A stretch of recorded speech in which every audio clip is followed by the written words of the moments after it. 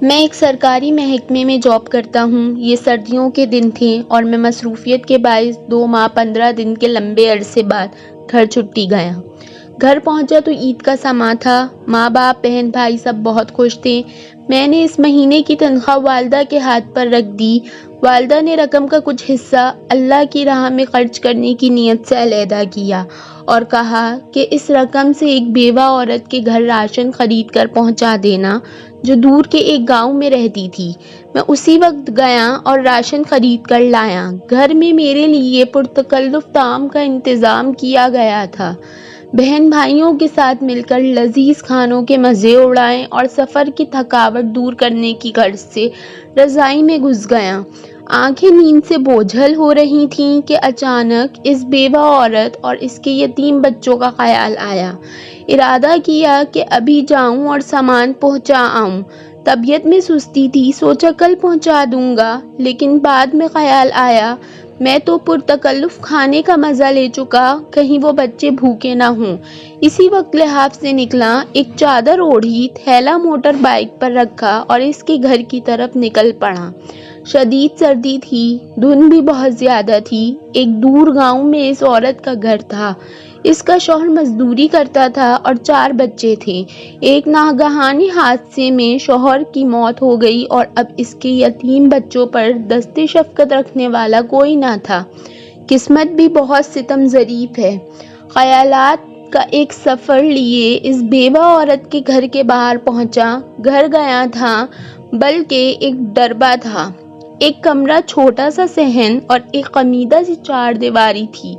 دروازہ کھٹکھٹایا تو ایک 5 سالہ بچی باہر آئی جس کے چہرے پر پریشانی، خوف اور بھوک نمایاں تھی۔ میں اس کے چہرے کو تاکے جا رہا تھا اور دل ہی دل میں دعا کر رہا تھا کہ اللہ کسی بچے پر ایسا وقت نہ لائے۔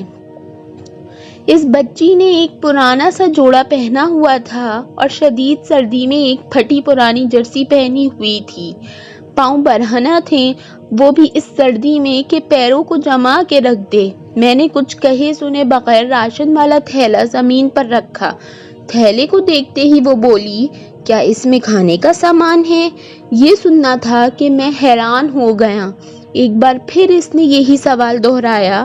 میں نے مثبت انداز میں سر ہلایا اور بچی خوشی کے مارے چیختی چلاتی ماں کی طرف بھاگی اور یہ کہے جا رہی تھی، امی فرشتہ آ گیا، امی فرشتہ آ گیا، امی فرشتہ آ گیا۔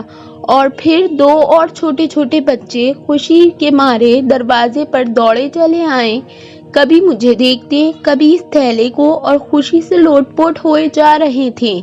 میری آنکھوں سے آنسو رواں ہونے لگے، ہونٹ کپ کپا رہے تھے اور جسم میں ایک سرد لہر سی دوڑ رہی تھی۔ یا اللہ، یہ کیا ماجرا ہے؟ کیوں یہ بچے مجھ گنہگار کو فرشتہ سمجھ بیٹھے ہیں؟ انہی سوچوں میں غلطان تھا کہ ایک عورت جو ان کی ماں تھی دروازے پر آئی اور دروازے کی اوٹ پہ کھڑی ہو کر روحاسی آواز میں یہ کہنے لگی، میرے بچے 2 دن سے بھوکے تھے، غیرت کا وارہ نہیں کرتی کہ کسی کے آگے ہاتھ پھیلاؤں۔ میرے مرحوم شوہر بھی محنت مزدوری کرتے تھے مگر کبھی کسی کے آگے ہاتھ نہ پھیلایا تھا۔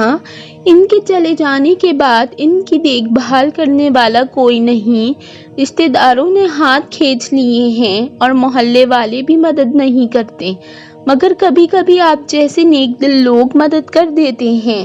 میں 2 دن سے بچوں کو یہ کہہ کر بہلا رہی تھی کہ ایک فرشتہ آئے گا اور ہمارے لیے کھانا لے آئے گا، اسی لیے یہ آپ کو فرشتہ سمجھ بیٹھے ہیں۔ اس عورت نے اللہ کے حضور شکرانے کے چند کلمات ادا کیے، مجھے ڈھیر ساری دعائیں دیں اور شکریہ ادا کیا۔ میں وہاں سے واپس ہو لیا، آنسو رکنے کا نام نہیں لے رہے تھے۔ زندگی میں کبھی خود کو اتنا پرسکون محسوس نہیں کیا جتنا آج کر رہا تھا، اور اندازہ لگایا کہ ایک بے بس انسان کی مدد کرنے سے جو روحانی سکون ملتا ہے وہ کسی اور کام میں نہیں۔ ہمارے ارد گرد ایسے بہت سے غربا ہوتے ہیں جو مستحق ہونے کے باوجود کسی کے آگے ہاتھ نہیں پھیلاتے، مگر مدد کرنے والے ہاتھوں کے منتظر ضرور رہتے ہیں۔ 2 وقت کی روٹی ہی ان کا کل جہاں ہوا کرتی ہے۔ ایسے لوگوں کی مدد کرنی چاہیے، چاہے وہ ایک وقت کھانا ہی کیوں نہ ہو۔ گھر آیا تو ماں نے پوچھا، بیٹا اتنی رات کہاں چلے گئے تھے بنا بتائے؟ میں بے ساختہ بولا، فرشتہ بننے گیا تھا۔